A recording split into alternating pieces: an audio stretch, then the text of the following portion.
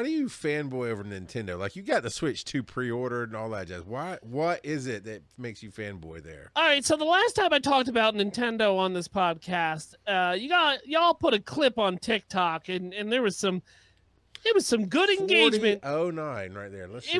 It was some good engagement from somebody talking a lot of trash in the comments. So I'm not sure if I want to talk about Nintendo again, but why do I mean, dude, it's my childhood, right? So when I grew up, my first memory is, being in, I think, kindergarten, first grade. And so we had an NES inside the house. So, like, that's all I knew, right? Was like, we're living up in Maine. You can't go out because it's blizzarding. Your mom is sick of looking at your face, even though you're wearing your Ninja Turtle pajamas. Like, everything seems cool. But she sends you upstairs to go play Nintendo. So, like, that's what me and my friends did, right? We either played G.I. Joes, pretend we were Indiana Jones out in the woods, or we played Nintendo together. So, like, I grew up and the NES was prevalent in my life to the point all the way to 98. I stuck with my original Nintendo until 98 because my parents didn't understand the concept of the Super Nintendo. Like, we have a Nintendo. Why do you need a new Nintendo? So, like, that whole generation of gaming, I missed completely, right? I didn't play the Super Mario World. I didn't play Link to the Past, Super Metro. I didn't play any of these at home, right? I would sneak over to a friend's house who had Super Nintendo, but it's not like I can sit down and play Metroid, right? Or play Link to the Past, or play Chrono Trigger, right? It was always these short burst games of, like, Super Mario World, or Disney Adventure, or the Goof Troop the movie, these small NHL 94. So the Nintendo is important to me because that's all I had through my entire childhood up until, middle school. And I was really excited to get that Nintendo 64, right? Cock of the walk, my feathers were out, getting on that school bus, right? Oh, I got this Nintendo, and then I was ostracized on the bus for having a Nintendo because everybody else was playing PlayStation, and Nintendo is for children. And I'm not a real gamer because, we're playing Twisted Metal and you're playing with yourself. And so, like, that's what I did, right? I would sit at home and I would play, Super Mario. I was glommed onto Ocarina of Time. So, like, Nintendo's always been there when everyone else has given me shit about the way that I like to game, And so that's why the guy in the comments on the TikToks that was talking about, how, oh, Nintendo this, Nintendo that. It was just like, well, I mean, great. I'm happy to be back on the bus, in sixth grade, getting bullied about the game system that I like. I'm not talking trash about yours, and you don't have to play it or buy it. But, like, it's just always spoken to me because who doesn't want to go into dungeons in my Tunic and be challenged with puzzles to, beat this ancient evil and send him back to where he's from? Who doesn't want to throw on some overalls and, stomp on some Goombas and try to take down this dinosaur? Like, that's why I nerd out about Nintendo, is because it has always been a controller in my hand where I can, in arm's reach, I've got everything I need to remind me about how good gaming is. Like, and these games hold up. That's why it's important, right? We can go through video games so quickly and kind of, everyone speed races to the end. Yeah, don't do that. But nobody knows the struggles of playing Mega Man 1. Man, that's Mega struggle. Man 1, Mega Man. Mega Man 1, there's no save states. There's no passwords. It's and yes, is it a nostalgia? Yes, I know. I know it is. I get that. Is nostalgia a very potent drug? Probably not the most potent that I've taken. But is it something? Is it something that I can also enjoy with my 9-year-old kid and indoctrinate him into the Pokemon Nintendo World, I already have. Like, what are you gonna do about it, right? Yeah. And it's just something that I've always enjoyed. I know it's not a great company, but it doesn't matter to me because you got to pick and choose your what's the word I'm looking for? Your hypocrisies about different companies and corporations, right? So Nintendo is, hey, that's my girl. She's always been there. For 40 years she's been there. Yeah, late stage capitalism. There's not a lot of good companies out there. You know, you gotta pick your evils.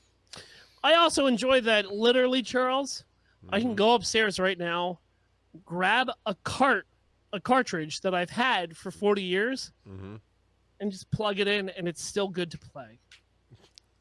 As long as you blow it out good, you're fine. Hey, man, I went to art school. I know what I'm doing. I think, being in art school and loving all the Nintendo stuff, it just would make sense for you to love anime. So here's what's going on. We're going to come at this at two angles. What I'm nerding out about is Final Fantasy. So as I was saying... That's basically anime. As I was saying, I missed out on that Super Nintendo, PlayStation 1, PlayStation 2.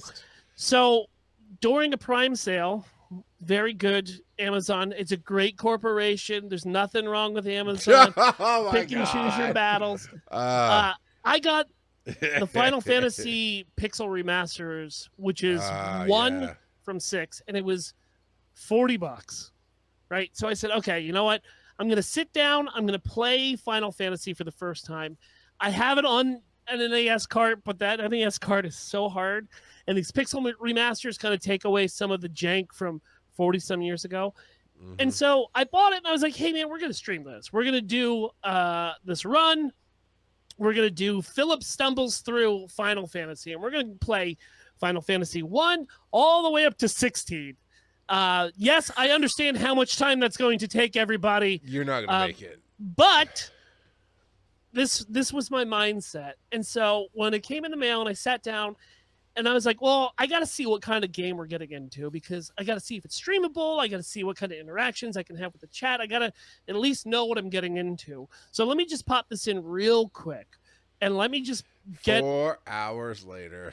6 hours later. Ooh, yeah. And I'm really deep into Final Fantasy. And it was at that moment where I was like, this ain't for stream. This is for Philip. So for the first time in a long time, I'm playing video games alone on my couch. Wow. All right.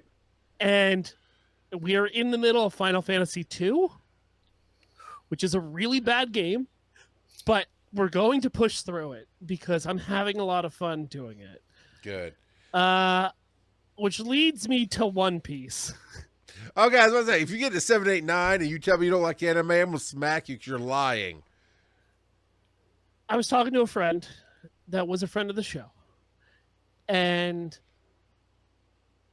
if anybody knows me, I am very anti-anime. I think the show that Charles and Joe put on is too much anime, and it's only a 5-minute segment. So I started watching One Piece because I told him I will watch 35 episodes before we get to Dragon Con. And I will give you my honest opinion because that is his thing. One Piece is his thing. So, like, okay. I sit down and I watch an episode of One Piece. And then everywhere I go, in my normal roundabout world structure, I'm seeing One Piece everywhere now. Yeah. Right? I walk into Target and I'm walking down the Lego aisle and there's a One Piece pirate ship set. And I was like, oh, damn. What's going on right now? Like, I'm almost having like a Truman moment where it's just like, okay, what the hell is going on? I go to Five Below. There's little One Piece blind boxes. I go everywhere. I'm seeing One Piece. I watched one episode. I did not like it. We have 34 more to go.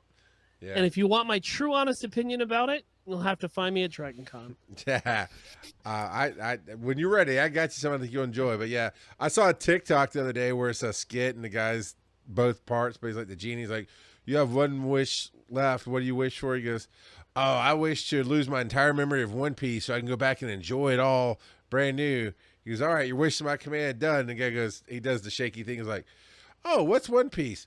1,000 episodes. Forget that. And he moves on. Oh.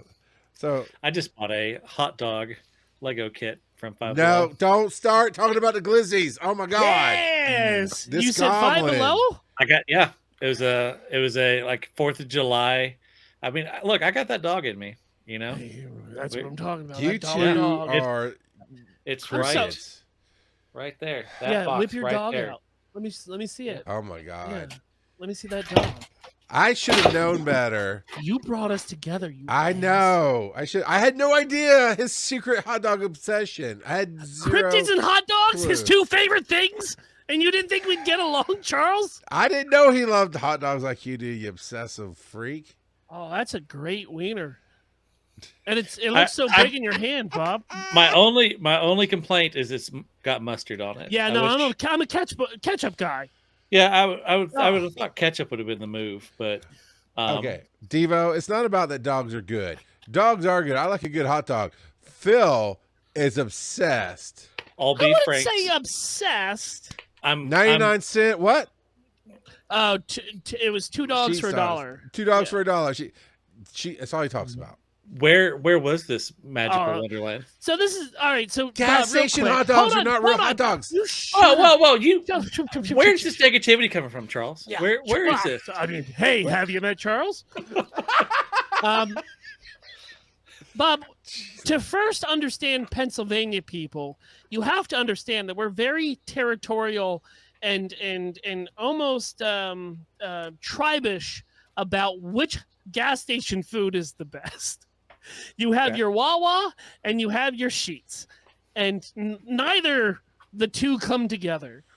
At Sheetz, you can get 2 hot dogs for $1, and they're wonderful, Charles. Now, look, you can't even go to 7-Eleven and get 2 hot dogs for $1. No. And plus, they're so big and scary. You want to get those nice, smaller ones that fit right in your hand. I literally today, while at work, I had to drive to one of our facilities, and on the way, I was passing through Evergreen, which is the site of the Conecuh Visitor Center, and they have like gas station rollers of Conecuh dogs, and that was my lunch today. I got the black pepper Conecuh dogs, 2 bag of chips. Okay, this also sounds like an anime. Black Pepper Conecuh Dogs 2. Dude, Oof.